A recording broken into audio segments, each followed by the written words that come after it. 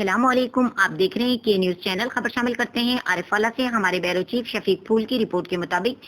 D P O Pakpattan صاحبزادہ بلال عمر نے S H او شاہد بھٹہ کو عہدے پر بحال کر دیا۔ محمد شاہد بھٹہ نے دن رات محنت کی شکیل عرف شکیلی کو قصور کے علاقے سے گرفتار کر کے ڈی پی او پاکپتن کے سامنے پیش کر دیا۔ ملزم شکیل عرف شکیلی نے ڈی پی او پاکپتن کو بیان دیا کہ مجھے کسی بھی تھانے کی پولیس نے گرفتار نہیں کیا تھا اور نہ ہی میں پولیس کو کسی کیس میں مطلوب ہوں اور نہ ہی کسی سے فرار ہوا ہوں۔ چند دن قبل شکیل عرف شکیلی کی فرار کی خبر پر ڈی پی او پاکپتن نے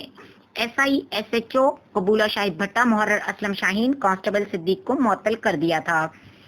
شکیل احمد کے بیان کے بعد ڈی پی او پاکپتن صاحبزادہ بلال عمر نے ایس ایچ او شاہد بھٹہ، محرر اسلم شاہین اور کانسٹیبل صدیق کو ان کے عہدے پر بحال کر دیا